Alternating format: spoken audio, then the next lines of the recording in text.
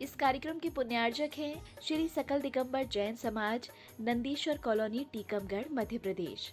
प्रबंध कारिणी समिति अध्यक्ष श्री गजेंद्र चौधरी लुइस, उपाध्यक्ष श्री डी.के. जैन दयोदय, उपाध्यक्ष श्री गुलाबचंद जैन दाऊ मवई, मंत्री श्री विमल कुमार जैन मालपीथा, कोषाध्यक्ष श्री अशोक कुमार जैन आहार, सह कोषाध्यक्ष श्री कैलाश चंद्र जैन बड़माड़ई, उप मंत्री श्री स्वरूप जैन बाजना, उप मंत्री श्री प्रकाश चंद्र जैन पिक्कन, ऑडिटर श्री सुरेश चंद्र जैन दयोदय, ऑडिटर श्री सुरेश चंद्र जैन पठा, पंच कल्याणक समिति नंदीश्वर कॉलोनी, टीकमगढ़, मध्य प्रदेश।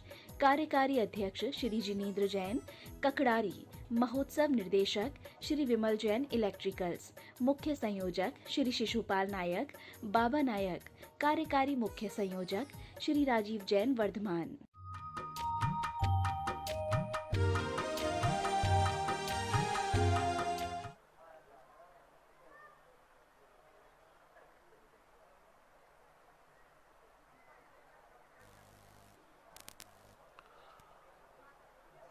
नमो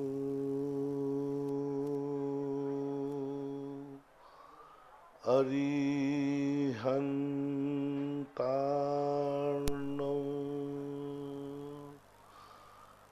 नमो सिद्धार्णं नमो आयर्यार्णं नमो वज्रायार्णं नमो लोये सर्वसाहूर्णं। पंच परमेष्टि भगवान की जय। आचार्य श्री गुरुवर कुंद कुंद महाराज की जय। आचार्य श्री गुरुवर विद्यासागर महाराज की जय। परम पूजनीय न्यायापक श्रमण मुनि श्री सुदान सागर जी महाराज की जय। छल्लक श्री गंभीर सागर जी महाराज की जय। सभी जिज्ञासु एवं श्रोतागण पूज्य श्री को नमोस्तु करें। नमोस्तु मुनि श्री, नमोस्तु नमोस्तु। पवन वंदना जैन सतना से पूछती हैं, नमोस्तु महाराज जी, देवता का जन्म नवयुग रूप में होता है तो क्या देवताओं की बचपन अवस्था नहीं होती? नहीं, बचपन अवस्था नहीं होती, वृद्ध अवस्था भी नहीं होती। एक अंतर मुहूर्त में वो अपनी एक निश्चित अवस्था को प्राप्त हो जाते हैं। एक अंतर मुहूर्त बाद उनकी जिंदगी में कोई भी शरीर में ना तो कम होते हैं ना ज्यादा होते, वृद्धि भी नहीं होती। उनके नख और बाल भी जो हैं वो एक अंतर मुहूर्त में जितने बन जाते हैं उससे उनके अपने जैसे नख और बाल अपन लोगों के सबके बढ़ते हैं, ऐसे देवताओं के नहीं बढ़ते। बाल भी फिक्स हो जाते हैं, एक अंतर मुहूर्त में ही सिर के बाल निश्चित हो जाएंगे। अन्य शरीर, सिर के अलावा अन्य शरीर में कहीं उनके बाल आदि नहीं होते, पर सिर के बाल भी नहीं बढ़ते हैं, किंचित मात्र। और जो दशा, जो स्थिति आएगी वो आ जाएगी, झुर्नी भी नहीं आएगी उनके जीवन में। एक निश्चित फिक्स स्थिति बन जाती है, एक अंतर मुहूर्त में वही स्थिर रहती है जीवन भर।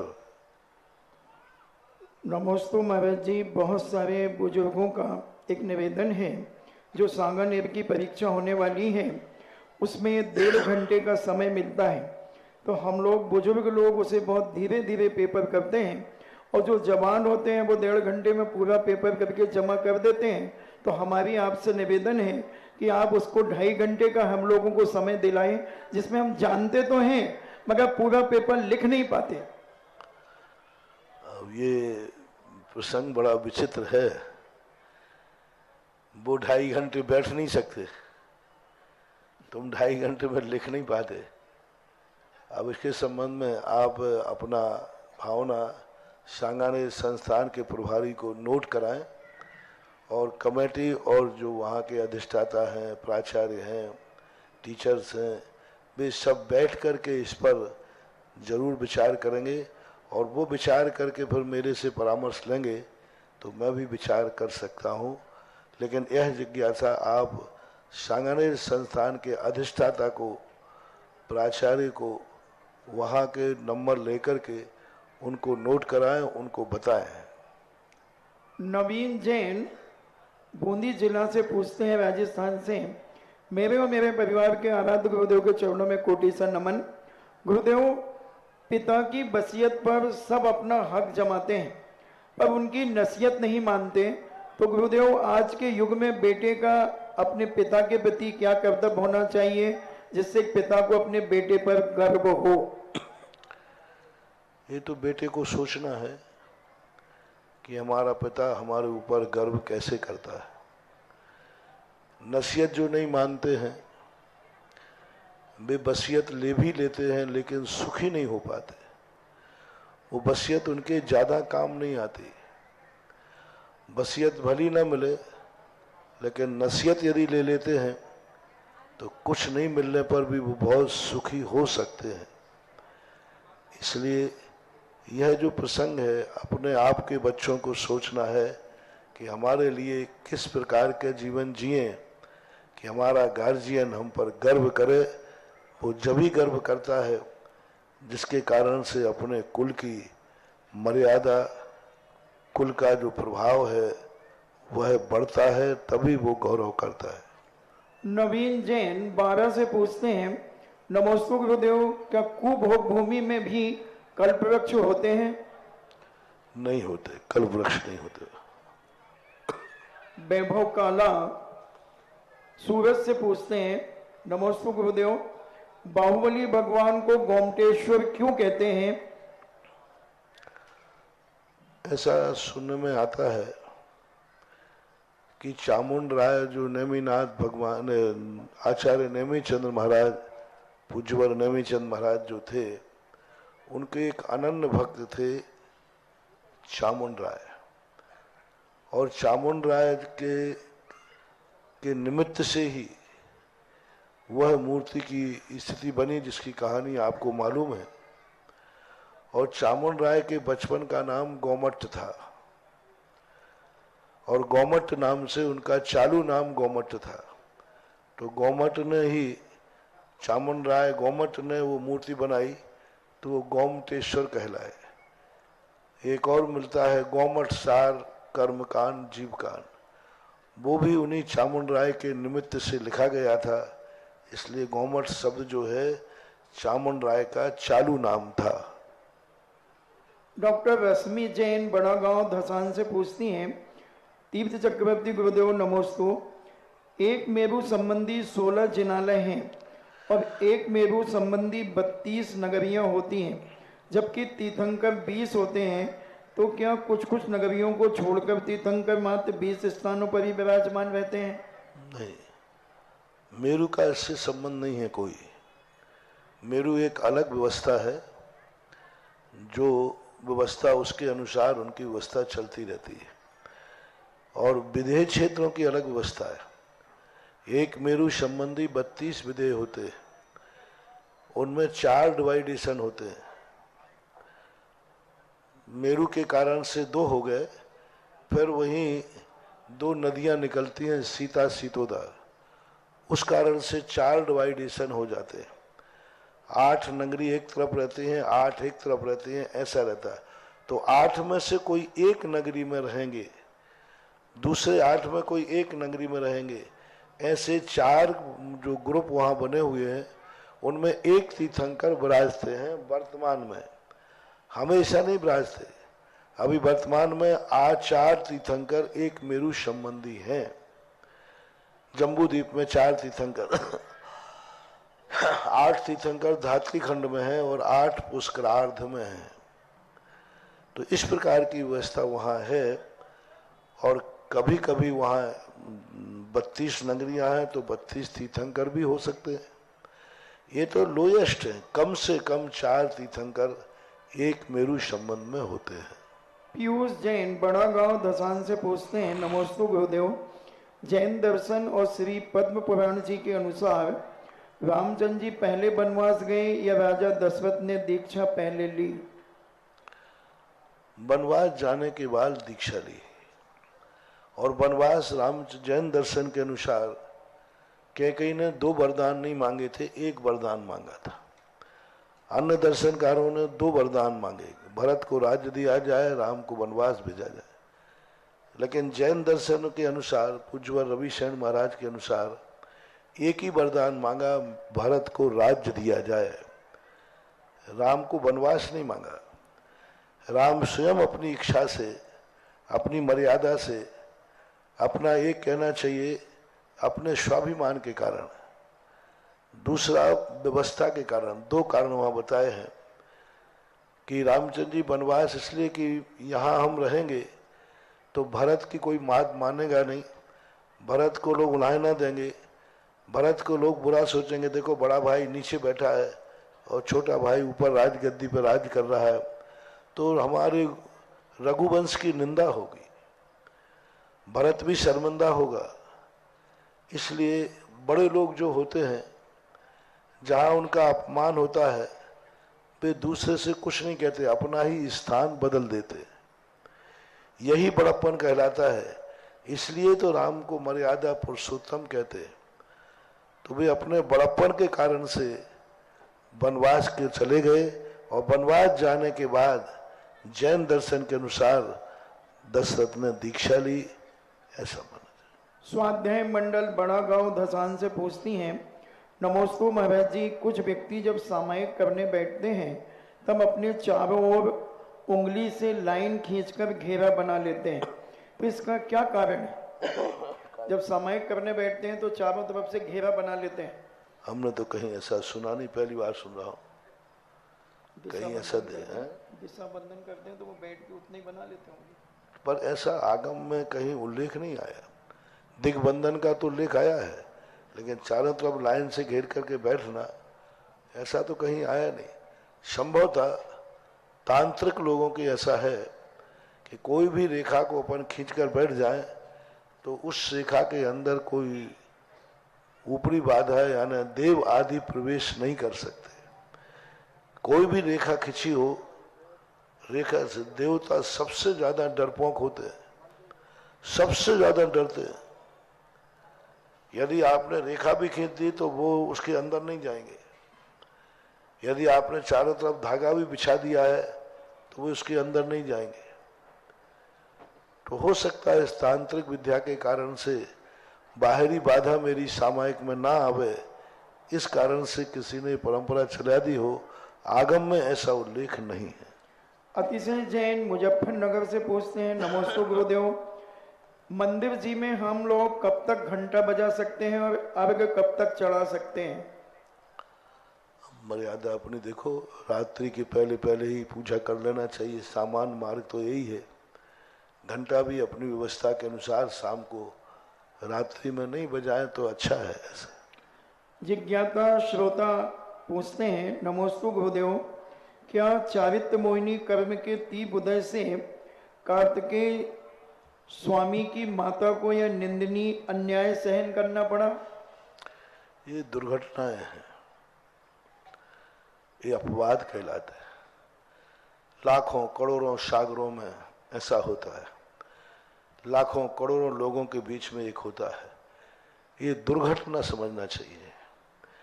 ये दुर्घटना के संबंध में हम कुछ नहीं कह सकते कि अतीत में इनका क्या कर्म का संबंध रहा है, क्योंकि अतीत में कौन क्या रहा है हम नहीं कह सकते। आज वो बेटी है, अतीत में कहो उसकी पत्नी रही हो, माँ रही हो, कुछ भी रहा हो, वो स्थिति। और पंचम काल में चूंकि शर्वक भगवान के कथित तो था नहीं, पंचम काल की घटना है, इसलिए हम ये नहीं कह सकते हैं कि किस कर्म के उदय से हुआ, लेकिन ये निश्चित है कर्म का उदय तो था, तभी ऐसा अनिति पूर्वक कार्य हुआ।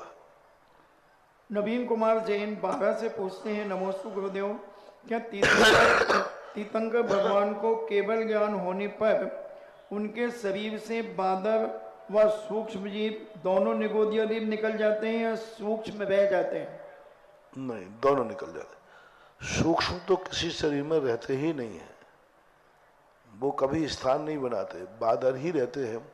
दोनों प्रकार के निगोदिया वहां से अलग हो जाते हैं। स्वतंत्र रूप से निगोदिया जीव उनके शरीर में से आते जाते रहते हैं, वो कोई बाधा नहीं है। नविता जैन कोटा से पूछती हैं, स्वभाव की अपेक्षा स्वभाव गुण नहीं होते, इस लाइन का अर्थ क्या हुआ? आलाप पद्धति में स्वभाव की अपेक्षा स्वभाव गुण नहीं होते, स्वभाव की अपेक्षा स्वभाव गुण नहीं होते। स्वाभाविक गुणों की चर्चा तो आई है, लेकिन स्वभाव गुण नहीं होता। गुण को नेचर कहलाता है। तो ज्ञान गुण है और ज्ञान का स्वभाव है जानना। तो ये जानने वाली क्रिया है, ये कहलाती स्वभाव, अर्थ क्रिया बोलते हैं। इसलिए ज्ञान गुण है और उसकी परिणति का नाम स्वभाव है।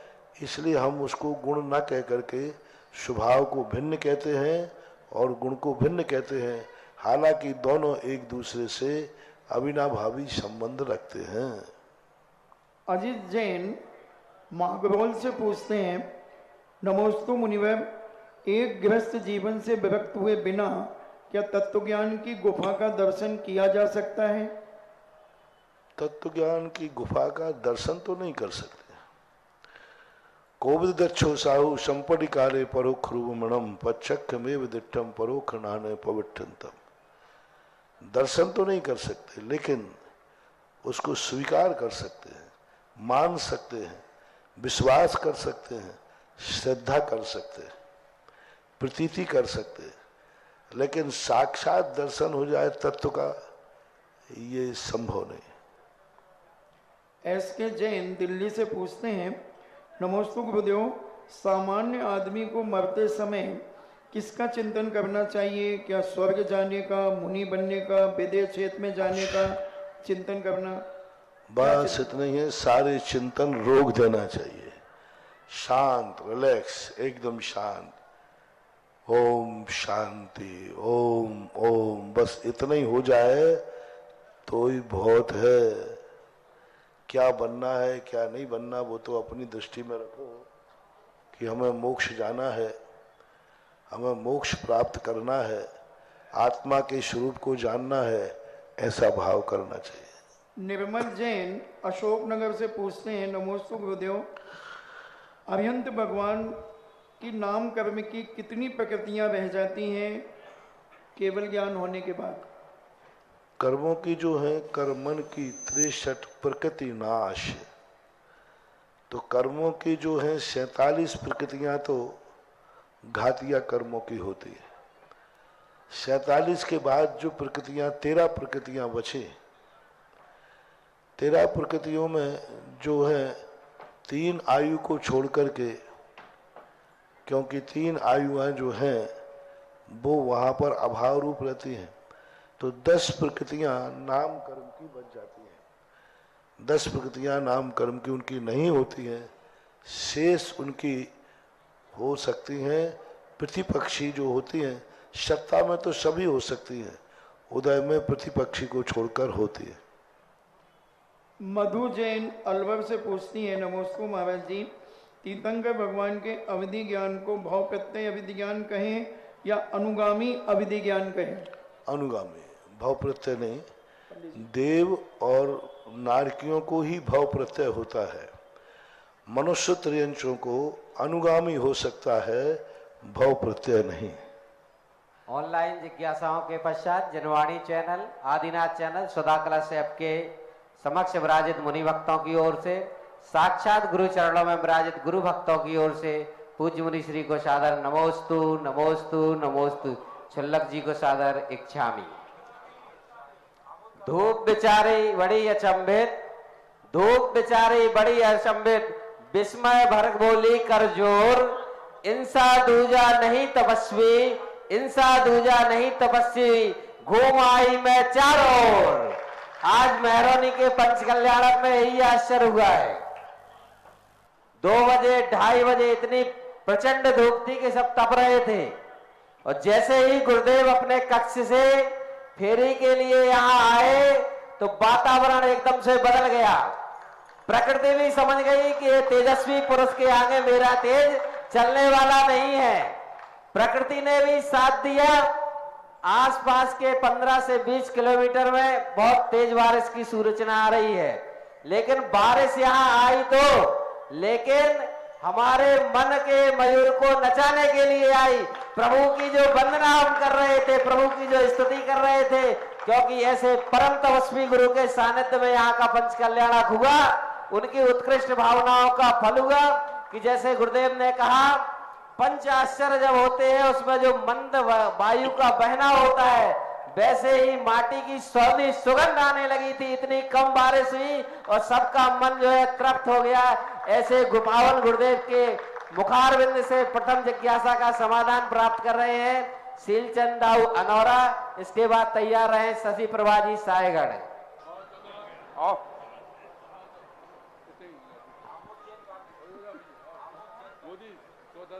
यार सब में बढ़ जा थोड़ा थोड़ा जिज्ञासा करें डाल। मेरे गुरुवार जगतपुर तीर्थ चक्रवर्ती निर्यापक मुनि पुंगव श्री सुदासागर महाराज को कोटि कोटि सा नमोस्तु नमोस्तु। इच्छामी इच्छामी इच्छामी। गुरुवार आपसे कुछ समय पहले इसी जिज्ञासा में किसी भक्त ने यह प्रश्न किया था कि गुरुवार हमारे क्षेत्र की एनर्जी क्या है और अक्षय क्या है, तो गुरुवार ने उसमें उसके देखा ही नहीं था तो वो क्या बताते। लेकिन हम बताते हैं कि मेरे गुरुवार की एक दृष्टि नहीं है। जब मेरे गुरुवार दर्शन करते तो भगवान से ही दृष्टि मिलाते हैं, और जब कोई समर्पित भाव होकर के, कमेटी समर्पित होकर के कोई पूछे कि वास्तु यहाँ का क्या है, अक्षय क्या है, तो बता। जैसे कि अभी बांसी से पंचकला करके 20 दिसंबर को मेरे गुरुवार शेरंजी आए, और शेरंजी इस कमेटी ने समर्पित होकर यह पूछा कि हे गुरुवार यहाँ का वास्तु बताइए। तो गुरुजी ने जो बताया और वहाँ के कमेटी ने किया। अभी हम दर्शन करने गए तो उन्होंने बताया, हमने ये क्या कर रहे हैं आप, कल गुरुवार के अनुसार हो रहा। तो इतना अच्छा हो गया महाराज जी कि सैकड़ों आदमी तो दर्शन करने वो अच्छे जाने लगे और आमदनी भी ज्यादा बढ़ गई है। तो मेरे गुरुवार इस प्रकार उसका बताते हैं। हे गुरुवार, हमारी जिज्ञासा है कि कुछ श्रावक चोरी करते करते करते भी तर गए, जैसे कि अंजन चोर। कुछ श्रावक उपसर्ग करते करते बोले पत्थर पानी फेंकते फेंकते, जैसे कि कमठ। तो क्या इनको जो पूर्व में पाप किए हैं उसको कब प्रायश्चित मिलेगा, कब भोगना पड़ेगा। दूसरी बात गुरु अभी नहीं, हे गुरुवार, कुछ ऐसे भी श्रावक हैं जिन्होंने एक बार मुनि निंदा की हो, उपसर्ग किया हो, और वो हजारों वर्षों तक नरक आयु में डरे हैं। तो हे गुरुवार, ऐसा क्या मुनि निंदा क्या सबसे बड़ा पाप है? हे गुरुवार, इसका समाधान करें। नमोस्तु नमोस्तु नमोस्तु। और इसका हम लोग कैसे निवारण करें, हमसे मुनि निंदा ना हो। पहली बात तो ये है कि जो वस्तुतः मंदिरों का जो क्षेत्रों का जो विकास है, वो भौतिकता भी बहुत बड़ा सहयोग है इसका। भौतिक संसाधन जो होते हैं उनसे भी बहुत सारी शक्तियां मिलती हैं, और भौतिक जो भूलें हो जाती हैं इस कारण से मंदिर धीरे धीरे तीर छेद धराशायी हो जाते हैं। सिरोंजी जो सतोदय तीर्थ क्षेत्र के नाम से दिया गया है, वह वस्तुतः बहुत अच्छी अपनी ताकत रखता है आगे बढ़ने की। यदि संपूर्ण वास्तु दोष निकल जाए तो सिरोंजी क्षेत्र भी एक अपने आप में बहुत बड़ा अच्छा अतिशयकारी लाभ जनता को, जगत को दे सकता है। कुछ हुआ है, कुछ लाभ हुआ। रही बात अब अंजन चोर चोरी करते करते मोक्ष नहीं गया, चोरी को त्याग करके गया, और त्याग करते समय उसने इतना बड़ा त्याग किया, इतना बड़ा त्याग किया कि उसने स्वयं अपने आप में मृत्यु की सजा को स्वीकार कर लिया। क्योंकि सबसे बड़ा अपराध होने के बाद मृत्यु दंड माना जाता है। उसने खुद धर्म के नाम पर इतना बड़ा स्वीकार कर लिया कि मैं नीचे मरूंगा यदि सिद्ध नहीं हुआ, वो तो जानता था कि सिद्ध होना ही नहीं है, फिर भी धर्म के समर्पण के लिए उसने मृत्यु को स्वीकार किया। उसका परिणाम है कि उसके अतीत के पाप कट गए। कमठ आदि भी समर्पण के बाद जो उन्होंने पश्चाताप किया, वो पश्चाताप प्रशंसनीय था। सुबह का भूला शाम को वापस आता है तो वापस भूला नहीं कहलाता। इसी प्रकार और जो निंदकों के कारण नरकों में गए, कोटि भट्ट राजा श्रीपाल को कोड़ निकला निंदा के कारण। राजा सैनिक को भी इसी प्रकार से 7 नरक की आयु का बंध हुआ। दुर्गंधा के लिए मुनि महाराज के प्रति बुरी दृष्टि करने से दुर्गंधा ने एक बार महाराज के प्रति बुरी दृष्टि की, थूक दिया आदि कुछ किया, तो परिणाम ये हुआ कितने भाव तक वो सूकरी हुई, कुत्ती हुई, गधी हुई, अंत में दुर्गंधा हुई। तो मुनियों की निंदा करने का जो परिणाम है, जो निंदा करते हैं उनको ऐसी निकृष्ट पर्यायें प्राप्त होती है। गुरुओं को तो कोई फर्क पड़ता नहीं है, क्योंकि बड़े बड़े सत्यवादियों पर भी लोगों ने उंगली उठाई, बड़े बड़े धर्मात्माओं पर तद्भव मोक्षगामियों ने भी निंदा की, उनको क्या फर्क पड़ गया। लोगों ने रामचंद्र जी पर उंगली उठाई, क्या फर्क पड़ा। सीता पर किसी ने कुछ बात कही, क्या फर्क पड़ा। थोड़ी देर के लिए, थोड़े दिन के लिए संकट बन जाते हैं, संकट आ जाते हैं, वे संकट भी उनको ऊंचाइयां देते हैं। साधुओं को कितनी भी निंदा करो, कितनी बुराइयां करो, वे कोई ना कोई ऊंचाई पर ही पहुंचेंगे। उनको कभी किसी उपसर से कभी घाटा नहीं हुआ। मैंने तो शास्त्रों में देखा है, अनुभव किया है, जब जब उपसर्ग आए हैं साधु पर, वो साधु कहीं ना कहीं से ऊंचाइयों पर पहुंचा है। पारसनाथ पर उपसर्ग आए, वे मुनि से अरहंत बन गए। जितने लोगों पर साधु, सच्चे साधु का सबसे बड़ा लक्षण है कि जितना जितना उपसर्ग आएगा उतना उतना उसमें निखार होगा, उतना उसका उत्थान होगा, उतना ही उसकी पुण्य बढ़ेगा, उसकी ख्याति बढ़ेगी। और एक दिन वह ऐसी स्थिति में पहुंच जाता है कि सारे निंदक जो हैं धराशायी हो जाते हैं और वो सूर्य के समान आकाश में चमकता रहता है। इसलिए साधु कभी चिंता नहीं करता निंदकों की, वह उन पर ज्यादा सोचता नहीं है, क्योंकि सूरज पर धूल फेंकने से सूरज कभी मलिन नहीं होता, स्वयं को ही मलिन होना पड़ता है। और कुछ लोग ऐसे होते हैं जिनको इसमें आनंद आता है, तो वो तो कर्म का फल तो उनको भोगना ही पड़ेगा। साधु तो ना जाने अपने कर्मों को कितने बार दिन भर में तत्व चिंतन करके आए हुए निंदकों को भी ऐसा तत्व चिंतन में ढाल देता है कि उसके प्रति विरोध भाव नहीं रहता। लेकिन गृहस्थ आदि तुम लोग जो हो, वो ऐसा कब काटोगे ऐसे कर्मों के बंध, ऐसे कर्मों को तुम बांध लोगे। गृहस्थों के लिए तुमने कहा हम गृहस्थों को क्या कर, तुम लोग ये विचार करो, ऐसे कर्म बन जाएंगे तो कब काटोगे, कहाँ काटोगे। आज हंसते हंसते मजे ले रहे हैं, आज लोग मजे ले रहे हैं निंदा करने में, कल जब कर्म का उदय आएगा तो आंसू पोंछने वाला नहीं मिलेगा। उस समय क्या होगा।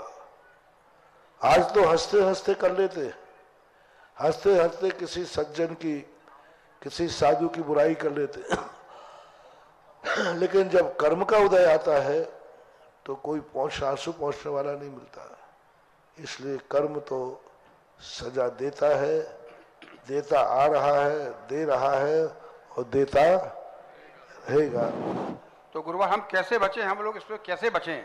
बता दिया ना कि यदि दुर्गति नहीं करना हो तो ये कार्य मत करो, और दुर्गति ही जाना हो तो ये कार्य जरूर करना चाहिए, क्योंकि इसके बिना दुर्गति होने वाली नहीं है। और बहुत जल्दी निंदा करने वाले लोग होते हैं, इनके ज्यादा उम्र नहीं होती है, इनके पुण्य कर्म की ज्यादा उम्र नहीं होती, इनके बिना पैर का, इनका पाप का घड़ा बहुत जल्दी भर जाता है, ज्यादा देर नहीं चलता। निंदकों के फल तुरंत मिलते हैं और देखने में भी आते हैं। हे रुआ नमोस्तु नमोस्तु नमोस्तु। ऐसा करें शशि प्रभा जी, गुरुदेव के अनन्य भक्त हैं, जयपुर से हैं मनीष वैद्य। आप सन 1994 से अनोखी पत्रिका, ये पत्रिका संचालित कर रहे हैं गुरुदेव के पावन आशीर्वाद से, और ऑनलाइन भी ये पत्रिका प्रकाशित हो रही है। इसका विमोचन कर रहे हैं हमारे त्यागी वृत्ति भाई लोग, यशोदा तीर्थ सहित कमेटी, ललितपुर कमेटी और आमोद जी कानपुर भी साथ में आ जाए इसके विमोचन में। जिज्ञासा करें शशि प्रभा जी। क्या है इसके अंदर, क्या नहीं है? अनोखी पत्रिका जो है ऑनलाइन है गुरुदेव, इसमें आपके प्रवचनों का भी संकलन आता है। जब आपने जयपुर प्रवेश किया था उसमें कहा कि मैं कीचड़ में कमल खिलाने आया हूं, तो वास्तव में निश्चित तौर पर पूरा राजस्थान अब कमल की तरह खिल उड़ा है और आपकी अनुकंपा से पूरा राजस्थान अब तीर्थ दर्शन बन चुका है। इस तरह धार्मिक और सामाजिक संकेत इस पत्रिकाओं के माध्यम से समाज को दिए जाते हैं, और इसमें विनोद छाबड़ा जयपुर के अथक प्रयासों से सौभाग्य दर्शन जो कि गुरुदेव आपका कुंडलपुर में उन्हें मिला था, उस धरा का प्रकाशन भी इसमें किया गया है। ऐसी है अनोखी पत्रिका, वास्तव में अनोखी है, इसका विमोचन यहाँ पर किया जा रहा है। जिज्ञासा करें शशि प्रभा जी। इसके बाद श्री सुधासागर महाराज जी के चरणों में बारंबार नमोस्तु नमोस्तु नमोस्तु। इच्छामि महाराज जी, इच्छामि महाराज, मेरे परिवार की तरफ से बारंबार नमोस्तु नमोस्तु नमोस्तु। महाराज जी, गृहस्थ में रहकर परंपरा में चली आ रही कई मान्यताओं का पोषण करना पड़ता है जो मिथ्यात्व के अंतर्गत आता है, उनसे कैसे बचा जा सकता है? कुछ परंपरागत मिथ्यात्व का पोषण करना पड़ता है तो कैसे बचा जा सकता है? पहली बात तो टालने का प्रयास करना चाहिए, नहीं टलता है, व्यवहारिक राग द्वेष होते हैं, तो उसको अपनी औपचारिक रूप मान करके अपने आप में बचने का प्रयास करना चाहिए। जिज्ञासा करें आगम जी गुजरापुर, उसके बाद तैयार रहे निर्मला बिलहुआ। मेरा एवं मेरे परिवार का अपने आराध्य गुरुवर के चरणों में अनंत बार नमोस्तु नमोस्तु नमोस्तु। क्षुल्लक श्री जी के चरणों में अनंत बार इच्छामि इच्छामि इच्छामि। हे प्रभु, धर्म क्षेत्र एवं कर्म क्षेत्र में अपनी क्षमताओं को विकसित एवं उनमें वृद्धि कैसे करें? देखो, कर्म का और धर्म का संबंध है।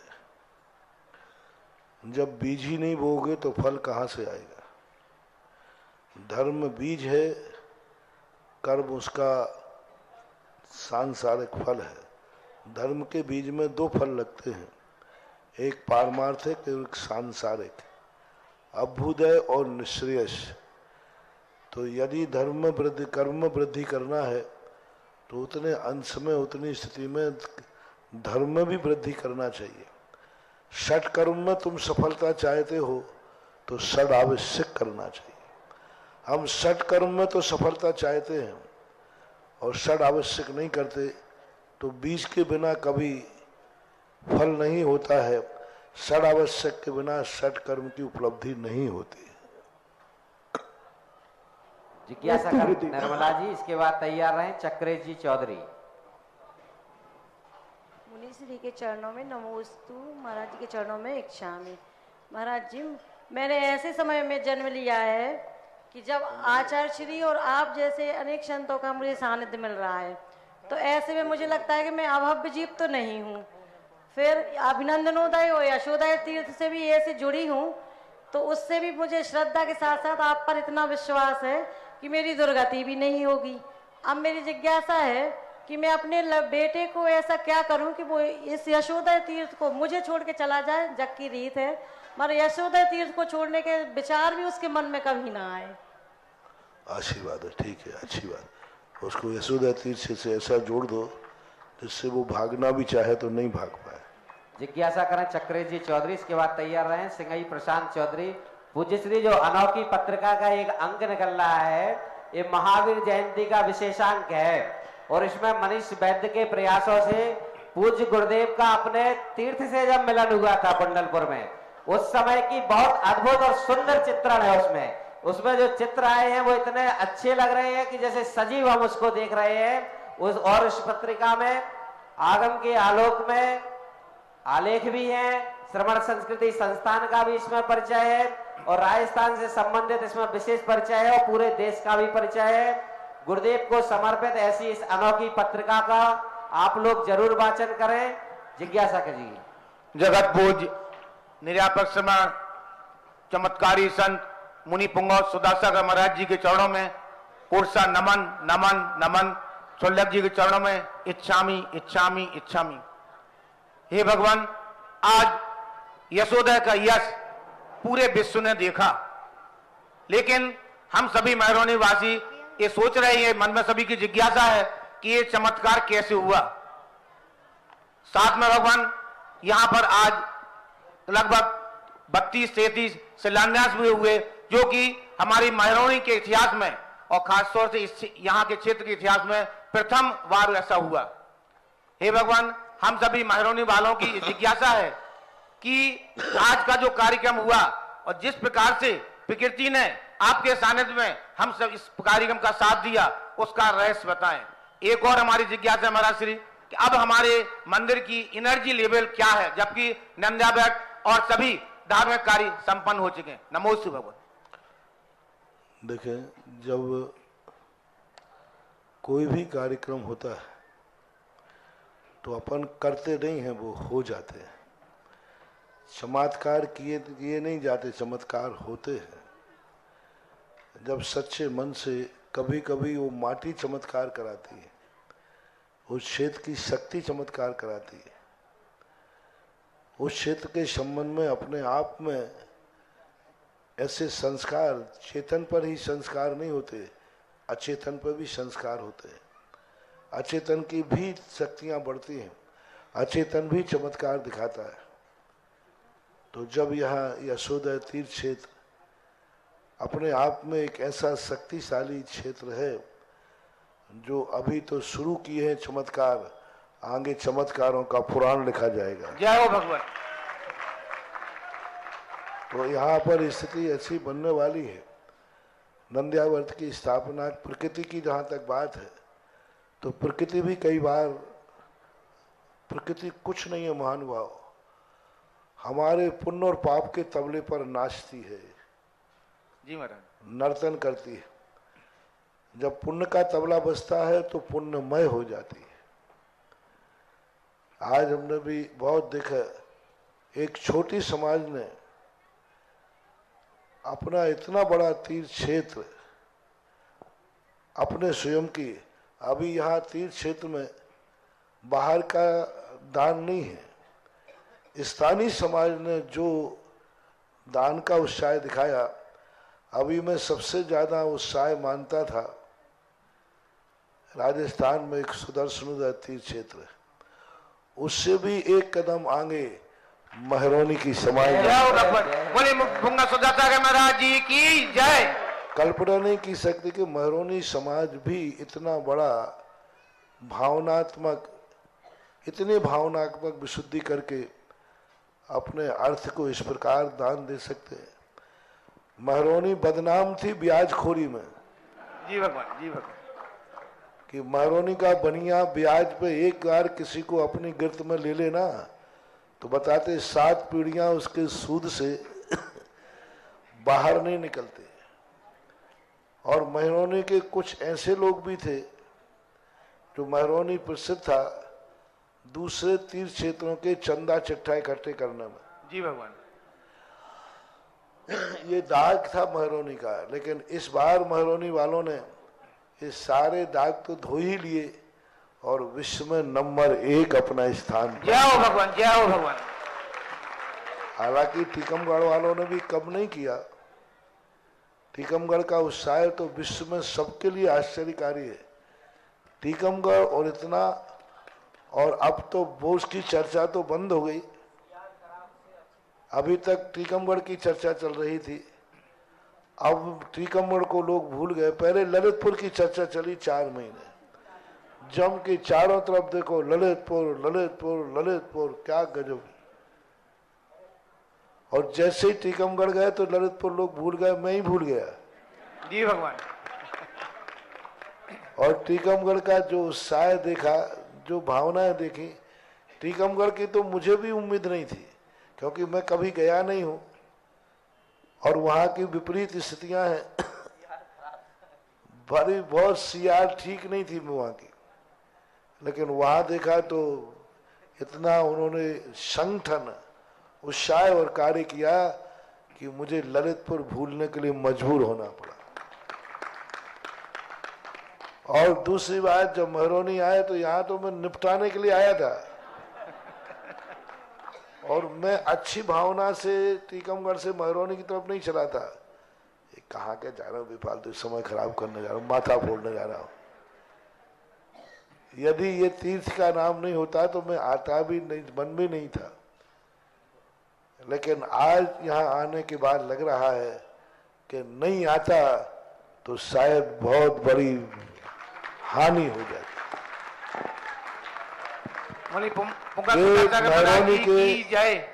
महरौनी का जो इतिहास तुमने जैन धर्म में लिखा, जो तुम लोगों ने उत्साह दिखाया, जो तुमने अपने शक्तियों से बढ़ चढ़ कर दे, वो लोग जो दान देते हैं जिनकी शक्ति बहुत बड़ी होती है, उसमें थोड़ा दान देते हैं, उनको क्या फर्क पड़ता है?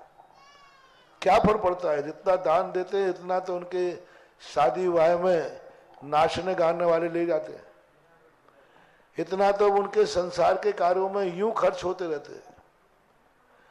लेकिन जिनकी समर्थ कम हो और समर्थ से भी ज्यादा दान देने की बात करें, बात सोचें, ये बहुत बड़ी प्रशंसनीय है।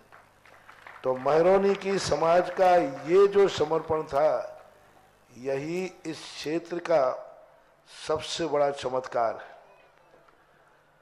और सबसे बड़ा चमत्कार, अब मैं क्या एनर्जी बताऊं, आज जो गजरत फेरी में हुआ, उसने कह दिया बाबा जी अब नापने की जरूरत नहीं है, नाप का यंत्र भी आपका पार हो जाएगा। जय हो भगवान, जय हो भगवान। तो ये बहुत सब अपने आप में सबकी भावनाओं से होता है। आप लोगों का जो समर्पण, श्रद्धा भाव जो था, उसका परिणाम है कि आज अच्छा फल मिला। आज हर व्यक्ति जिसने देखा, ये ललितपुर वाली बैठे हैं, ये भी मान गए कि कुछ चमत्कार तो है यशोदय में। जी भगवान। जो आज दृश्य देखा है, तो ये सब चीजें भक्ति और भावना से होता है। मैं ये नहीं कह रहा हूं कि महरौनी ही फर्स्ट रहेगी, हमारा कोई पता नहीं आगे कौन फर्स्ट हो जाएगी, क्योंकि मेरा तो सिद्धांत है, फूल चुनने के लिए रास्ते में मत रुको, आगे बढ़ो, गुलदस्ता इंतजार कर रहे हैं। क्या हो भगवान। यदि मैं ललितपुर रुक जाता तो टीकमगढ़ का गुलदस्ता छूट जाता है, और टीकमगढ़ रुक जाता तो महरौनी का छूट जाता। गुलदस्ता कहूं कि सीधा हजारा। जय हो भगवान। और आगे क्या क्या हजारे और मिल रहा है, वो तो देखने लायक है, देखने की स्थिति बनेगी। भावना, समर्पण, श्रद्धा और अपने हृदय में धर्म के प्रति लगन, अपने हृदय में सत्य धर्म के प्रति, सच्चे धर्म के प्रति लगन और सत्य के प्रति अडिगता हो, तो कोई भी कार्य असंभव नहीं, आज भी संभव है। नमो शिवाय भगवान, नमो शिवाय। पूज्य गुरुदेव, महरौनी तो महारौनी थी, लेकिन जब से आपका प्रवेश हुआ तो ये महारानी आपने बना दिया है इसको। ये आपके चरणों का प्रताप है। महरौनी वाले अपना दाग धुलवाना तो चाहते थे, लेकिन कोई ऐसा नहीं मिला कि जिसके उसमें पावर हो। ये आपके चरणों का, आपकी साधना का प्रताप है कि महरौनी के दाग भी धुले और महरौनी को महारानी की उपमा भी आपके उससे मिल रही है। जिज्ञासा करें प्रशांत चौधरी जी, इसके बाद तैयार रहे आमोद जी कानपुर। मेरे गुरुवर, मेरे आराध चमत्कारी संत निर्वापक श्रमण मुनि सुधासागर जी के चरणों में कूटसा नमोस्तु नमोस्तु नमोस्तु। छुल्लक जी के चरणों में इच्छामी इच्छामी इच्छामी। सवाल हिंसा रोकने और अहिंसा का है मुनिवर के चरणों में कि हम आज भी इतने बारीक धर्म से प्रेरित होने के बाद भी अपनी रूढ़ी को नहीं छोड़ पा रहे हैं, और उन जीवों के जो बिला वजह जला दिए जाते हैं मृत काया के साथ, उनको जलने का या जलाने का हमारे कोई अभिप्राय नहीं है, ना मेरे किसी ग्रंथ में ऐसा है कि कंडों से मृत काया का संस्कार किया जाए। जब तक विद्युत शब्दाग्रह ना सब जगह हो जाए, गुरुवर के चरणों में ऐसा निवेदन है कि पूरा विश्व देख रहा है, जून से सितंबर तक जिस मृत काया को जलाने में कंडों का उपयोग हमारी जैन समाज करती है, उससे करोड़ों करोड़ जीवों का दहन हो जाता है। गुरुदेव के चरणों में मेरा निवेदन है कि इन बिना बोलने वाले मूक जीवों के प्रति दया का भाव आप। कई बार प्रश्न आया,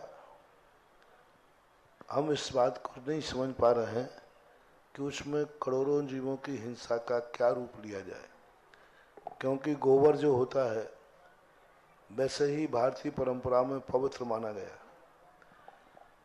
और हम लोग भी केशरंज की राख लेते हैं तो कंडे की राख से ही केशरंज करते हैं।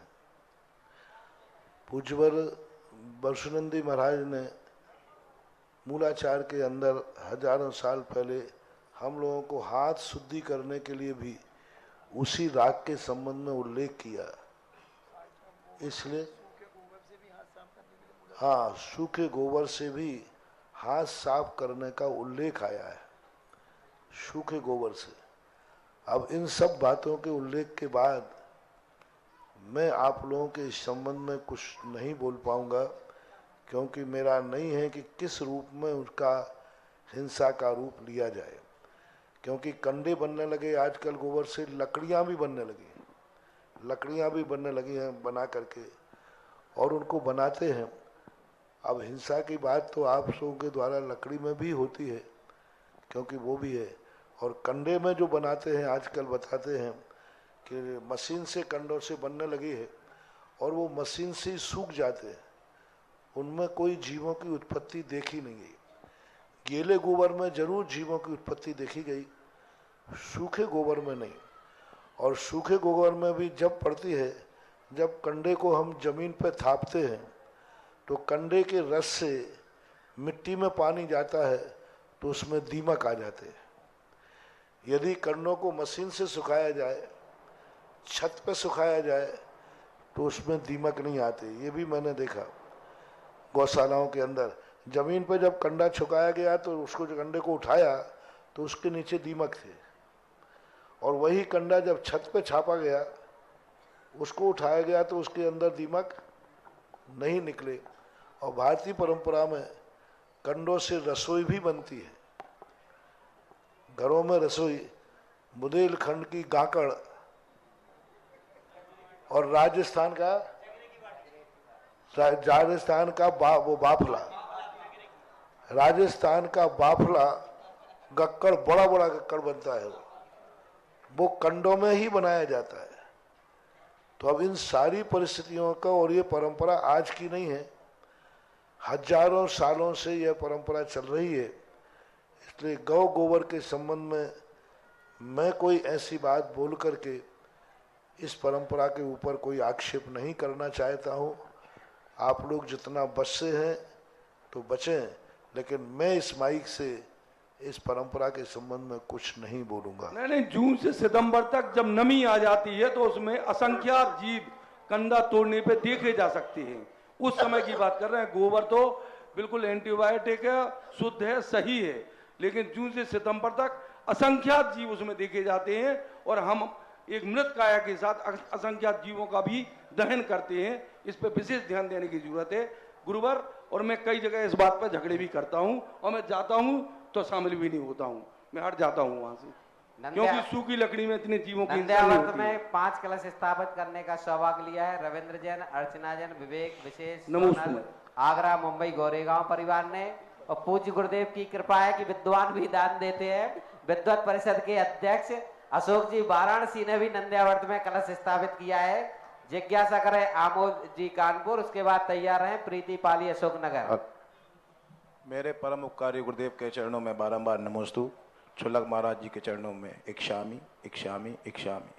महाराज जी, आज जो आश्चर्य देखने को मिला, ऐसा ऐतिहासिक पंचकल्याणक, इसको देख करके मुझे आज से 10 साल पूर्व बामौर कला की याद आ गई। वहां भी कुछ ऐसा ही नज़ारा था। 22 तारीख को पूरे हिंदुस्तान में बारिश थी और बामौर के आसपास 7 किलोमीटर के क्षेत्र को छोड़कर बाकी जगह आंधी तूफान था। फेरी शुरू होने की थी, बादल वहां भी थे, पूरी फेरी हुई, मौसम बिल्कुल शांत रहा।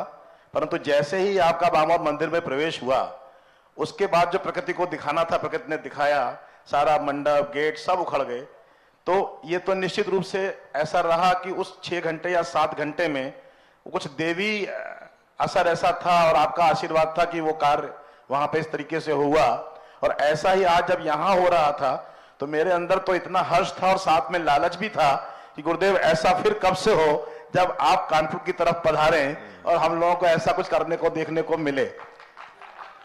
तो जिज्ञासा गुरुदेव यह है कि यह हमने आपके मुख से भी सुना, सब जगह पढ़ा भी है कि भक्त या शिष्य को परीक्षा देनी होती है, भगवान या गुरु उसकी परीक्षा लेते हैं और अक्सर ऐसा होता है। परंतु क्या कभी ऐसा भी हुआ जहां भक्त या शिष्य के कारण भगवान या गुरु को परीक्षा देनी पड़ी हो? ऐसा कोई दृष्टांत यदि आपके संज्ञान में हो तो? भगवान के लिए शिष्य के लिए परीक्षा देना पड़ेगा, मतलब भगवान को या गुरु को शिष्य के लिए कोई परीक्षा देनी पड़ी हो? ऐसा तो कहाँ होता है। शिष्य के लिए परीक्षा का यही है कि कभी बार ऐसा हो जाता है कि भक्त के बस में होते हैं भगवान, तो भक्ति का जब अतिरेक होता है तो भगवान और गुरुओं को भी अपनी नई इच्छा होते हुए भी करना पड़ता है, जैसे महरों ने। नमोस्तु गुरुदेव, नमोस्तु गुरुदेव। हाँ, मेरी इच्छा थी नहीं, कुछ भी नहीं था, भाव भी नहीं था, और भक्तों की भक्ति इतनी प्रबल थी, इनका पुण्य इतना था कि उनके पुण्य के कारण से हमें भी यह कार्य के लिए हाँ कहने ही कहा, आशीर्वाद दिया और इनको फलीभूत भी हुआ। एक बात ये मेरे आशीर्वाद का फल नहीं है, इनके नमोस्तु का चमत्कार। जय हो, जय हो। एक बार सभी कानपुर वासियों की ओर से नमोस्तु गुरुदेव, नमोस्तु। जिज्ञासा करिए प्रीति जी, उसके बाद तैयार रहें रेखा जैन भोपाल। तीर्थ चक्रवर्ती मेरे इष्ट गुरुदेव के चरणों में कोटिशा नमोस्तु, छुल्लक जी के चरणों में इच्छामी इच्छामी इच्छामी। हे मेरे इष्ट गुरुदेव, मेरे पापा जी को जो आज सवाई सिंघई की उपाधि मिली है, तो उसका क्या महत्व और क्या लाभ है? बात तो नहीं है, जो उन्होंने समर्पण किया उसका पुरस्कार है। उपाधि संस्कार नहीं होते हैं, उपाधि संस्कृति होती है। संस्कारों से संस्कृति बनती है और संस्कृति जो है आने वाली पीढ़ी के लिए वह संस्कार देती है। तो यह जो उपाधियां दी जाती हैं, ये आने वाली पीढ़ी यह समझे कि हम किस परिवार में जन्मे हैं, हमारे परिवार की गरिमा क्या है, हमारे परिवार ने भगवानों के रथ चलाए हैं। उस आने वाली पीढ़ी जब भी अपने पूर्वजों को देखे तो गर्व से मस्तक ऊंचा कर सके और तद्रूप कर कार्य करने का भाव आए कि हमें जिस पीढ़ी को आज तुम्हारी पूर्वजों को सिंघई उपाधि मिली थी, पूर्वजों को कितने भाव पहले मिली थी, कितने साल पहले? करीब 70 साल पहले मिली होगी। तो 70 साल पहले पूर्वजों को मिली थी। अब उसी सिंघई की उपाधि को लेते हुए आप लोग चल रहे थे, लेकिन इस बार अजित बाबू के भाव से अपने पूर्वजों की हुई उपाधि को आज सवाई सिंघई में बदल दिया। यही तो परंपरा है। कुल परंपरा को ऊंचा उठाने का यही तो श्रेय है। जहाँ तक पूर्वजों ने भेजा है, पहुँचाया है, उससे आगे इसको ले जाना, यही इन उपाधियों का अर्थ होता है। पूज्य गुरुदेव, वास्तव में खजांची परिवार ने, ऐसा लगता है जो खजाना जोड़ा था वो इंतजार कर रहे थे कि एक ऐसा संत है जिनके चरणों में हमें समर्पित करेंगे, और उन्होंने अपना एक खजाना खोला है। दिगंबर जैन अजितनाथ बड़ा मंदिर में एक वेदी का सौभाग्य प्राप्त किया है। श्री मातेश्वरी केसरबाई, श्री शिखरचंद, अरविंद कुमार, अनिल कुमार, वसंत कुमार, दिलीप कुमार, अमित कुमार, वीर बहादुर, अरहंत, अभिनव, राहुल, आयुष, अमन, वैभव, अनिल मठिया, कोषाध्यक्ष दिगंबर जैन समाज, श्रीमती चंदा, अर्चना, शोभा, वंदना, संध्या, कल्पना, रुचि, राखी एवं समस्त मठिया परिवार में आए पूज्य श्री का श्रीफल भेंट समर्पित करके आशीर्वाद ग्रहण करें। जिज्ञासा करिए रेखा जैन भोपाल। इसके बाद तैयार हैं विद्वाश्री वीरेंद्र शास्त्री।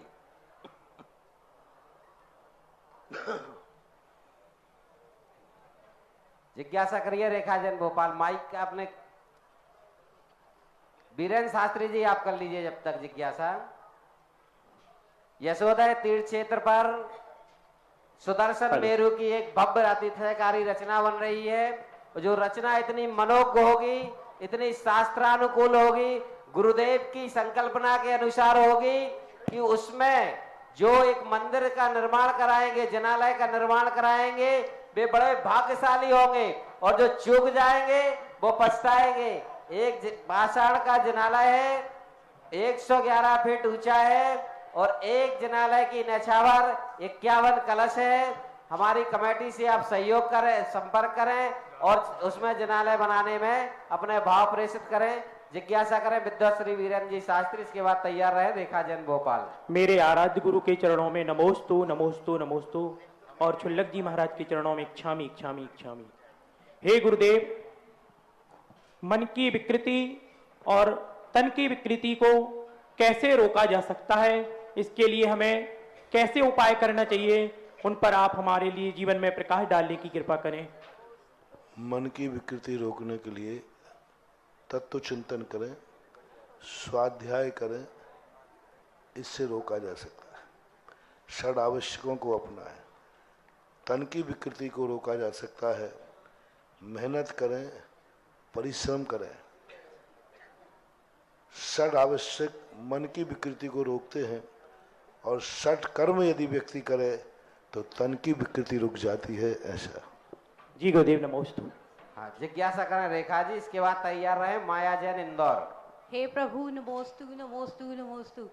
हम आज भोपाल से आए हैं, आज इस क्षेत्र गए थे तो वहाँ मन बड़ा, यानी शांतिनाथ भगवान के दर्शन किए, कुंथनाथ भगवान के दर्शन किए, लेकिन मन में प्रभु एक बेचैनी है कि मतलब अरहनाथ भगवान जी कहाँ हैं और महाराज जी के आशीर्वाद से ही हमें दर्शन मिल सकते हैं।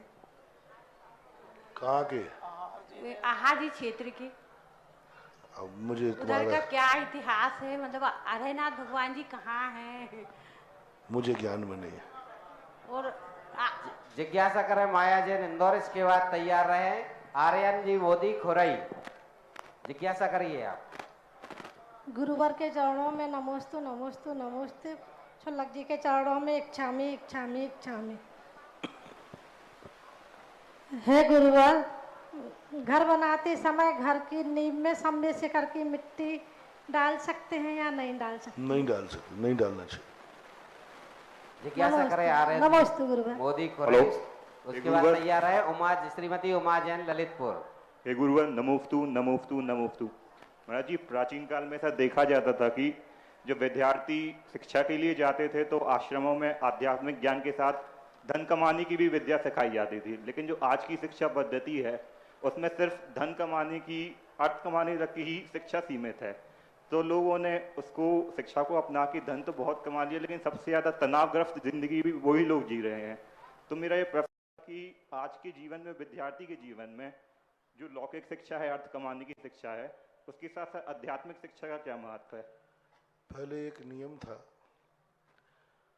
आर्यों से सारा जगत शिक्षा लेता था, आर्यों से संस्कार लेता था। दुर्भाग्य पंचम काल में कि आर्यखंड यानी भारत पाश्चात्य लोगों से संस्कार ले रहा है, और पाश्चात्य संस्कृति जब भी प्रभावित होगी उनकी आध्यात्म शक्ति त्रोहित होगी। आज भारत अपनी संस्कृति के कारण से परेशान नहीं है। भारत में जो पाश्चात्य संस्कृति ने प्रवेश किया और भारतीय संस्कृति भूलते जा रहे हैं, उसका दुष्परिणाम है। हालांकि लोग ठोकर खा के लौट रहे हैं, मैं देख रहा हूं कि आजकल लोगों को धर्म की तरफ रुझान ज़्यादा हो रहा है, क्योंकि जो भौतिक चकाचौंध में लुटपिट करके आते हैं वे अंत में धर्म में आकर के कुछ शांति का अनुभव भी कर रहे हैं। हमने देखा है कि जब कोई भी त्योहार होता था, 1 जनवरी, होली आदि, तब तीर्थ क्षेत्र मंदिर खाली रहते थे, क्योंकि लोग मौज मस्ती करने के लिए होटलों आदि में जाते थे, लेकिन होली आदि खेलने के लिए जाते थे। लेकिन आज देखा जा रहा है, हमने खुद देखा है, होली के दिन हम लोग शुरू में जब थे तो तीर्थ क्षेत्रों पर शांति से रहते थे। आज कोई नहीं आएगा, क्योंकि सब क्या कर रहे होंगे, होली खेल रहे होंगे। कोई भी नहीं आता था, चौकों में भी कम संख्या हो जाती। लेकिन हमारे देखते देखते अब उल्टा हो गया है, और दिन भीड़ रहे या नहीं रहे, होली के दिन जरूर लोग गुरुओं के पास और तीर्थ क्षेत्रों में पाए जाते हैं। ये कैसे हो गया? ये लौट रहे हैं। उन्होंने रंग रंगेलियां खेल खेल करके जीवन को कहा कुछ नहीं मिला, रंग लगा लिया, लिपट लिया, क्या मिला? चमड़ी खराब हुई, पानी का सब कुछ। आज लोग बहुत कम खेलने लगे। भौतिकता की क्या होता है कि उसका आकर्षण इतना तेज होता है कि एक बार उसको ग्रहण करने का भाव होता है, उसके बाद जो उनको साइड इफेक्ट होता है तो वे लौट के आ रहे हैं। बड़े बड़े पढ़े लिखे लोग आज धर्म की चीज को समझने के लिए लालायत हो रहे हैं, प्रभावित हो रहे हैं, क्योंकि उनको वहाँ शांति नहीं मिल रही है जहाँ आज भौतिक लोग ले जा रहे हैं। अब हम कह ही सकते हैं, उपाय यही है कि ठोकर खाने के बाद लौटेंगे। मैं क्या कहूँ? जिज्ञासा करें उमा जी। इसके बाद आज की अंतिम जिज्ञासा करेंगे प्रसन्न सिंह दाऊ।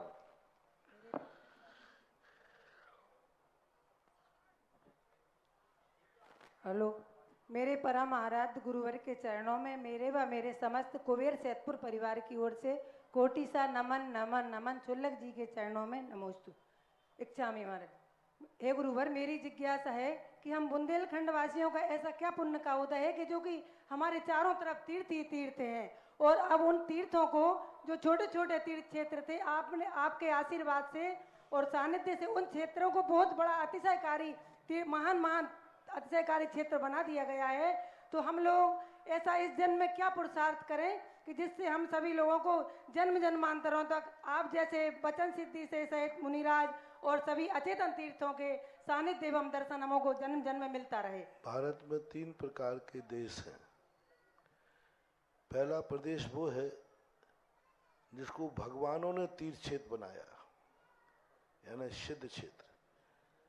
जिनको भगवानों ने तीर्थ क्षेत्र बनाया था, उन क्षेत्रों पर समाज आज ज्यादा नहीं है। भगवानों के बनाए हुए तीर्थ क्षेत्र अभी संकट में पड़े हुए हैं। और दूसरे तीर्थ क्षेत्र वो हैं जो भक्तों ने बनाए हैं। बुंदेलखंड में जितने तीर्थ क्षेत्र हैं भगवान के द्वारा बनाए नहीं गए, प्राय भक्तों के द्वारा बनाए गए। 1-2-3 क्षेत्र हैं जो भगवानों से बनाए गए हैं, लेकिन बहुतायत संख्या में, जैसे बड़वानी है, सिद्धवरकूट है, भगवानों ने बनाए हैं। नैनागिर जी है, भगवान के समोषण के कारण बना है। द्रोणागिर है, बरदत्त महाराज के कारण बना है। और भी 1-2 होंगे। कुंडलपुर है, श्रीधर भगवान के कारण बना है। लेकिन जितने क्षेत्र हैं भारत बुंदेलखंड में, ये भक्तों के द्वारा बनाए। भक्तों ने अपनी भक्ति के माध्यम से, उन्होंने अपनी श्रद्धा के माध्यम से, और भक्तों के द्वारा जो तीर्थ क्षेत्र बनाए जाते हैं, भक्त जब तक जिंदा रहते हैं वे तीर्थ क्षेत्र फलते और फूलते रहते हैं भक्तों के द्वारा। राजस्थान में मैंने देखा भक्तों ने तीर्थ क्षेत्र नहीं बनाए थे, अभी की नहीं कह रहा हूं, पहले की कह रहा हूं। भगवान ने बनाए थे। महावीर स्वामी जमीन में से निकल आए, तीर्थ क्षेत्र बनाना पड़ा, बन गए। पदमपुरु निकल आए, पदमपुरु क्षेत्र बन गया। चंद्रपुरु निकल गए, तिजारा बन गया। ज्यादातर तीर्थ क्षेत्र वही थे जब भगवान आ गए तो बनाए। लेकिन अब राजस्थान ने भी भक्तों के तीर्थ क्षेत्र बनाना शुरू किए हैं और बन रहे हैं, और वे फल फूल भी रहे।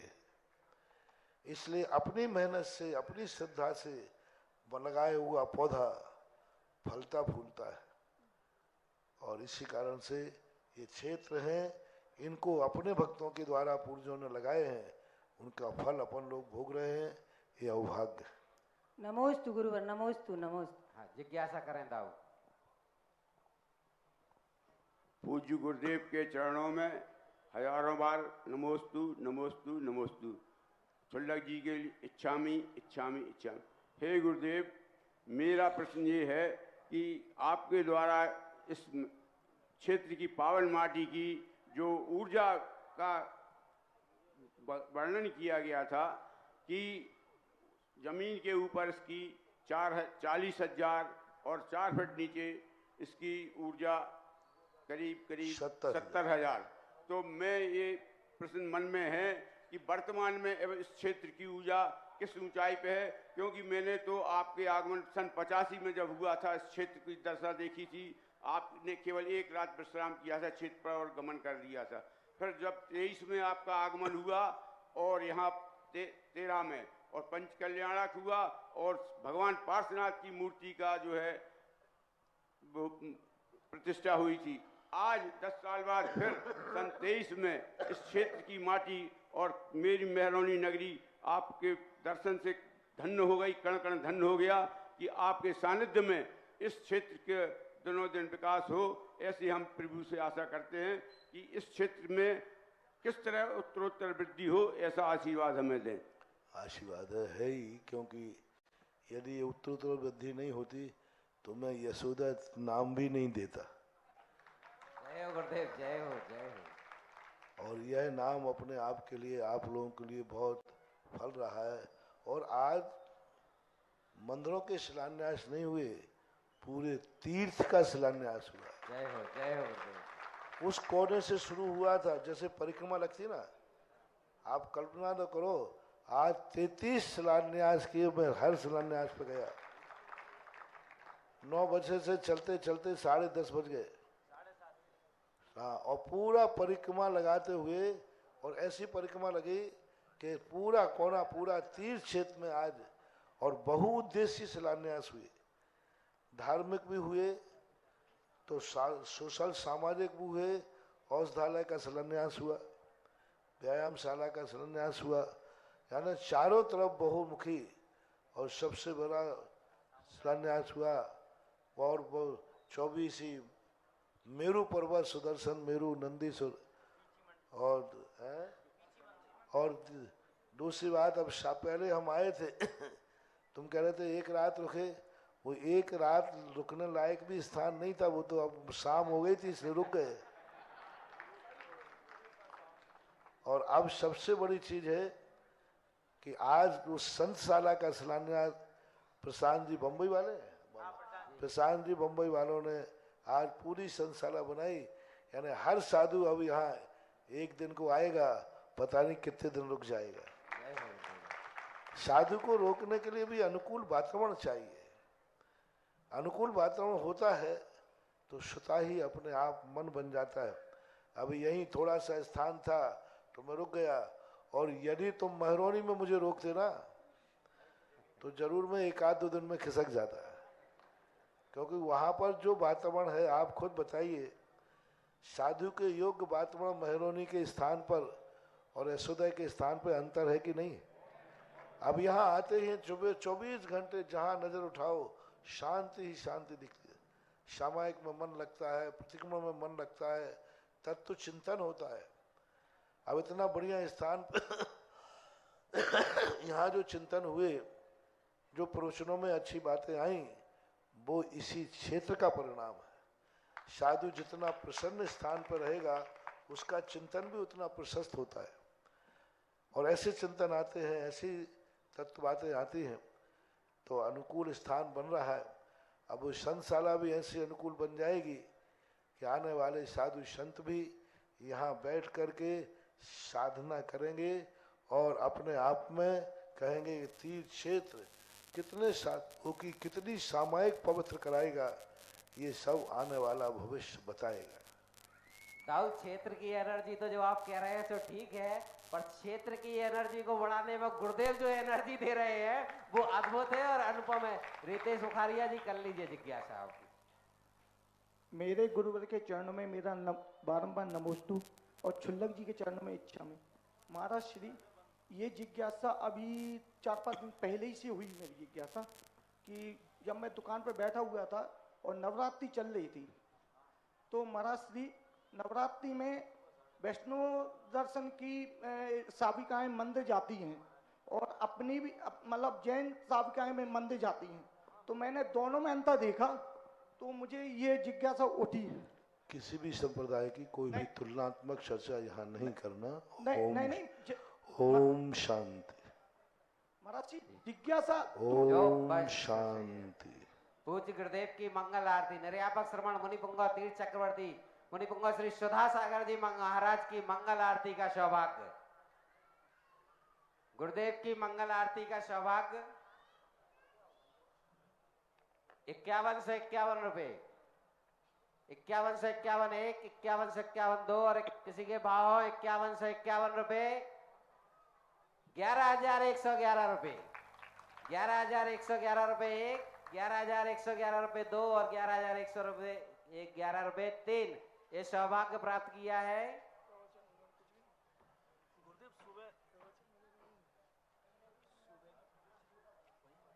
श्रीमान संजय जी, वीणा जी, कोटा परिवार ने सौभाग्य प्राप्त किया है, इनके अनुमोदना करें। आरती ले आए, आरती प्ले करें मुकेश भाई।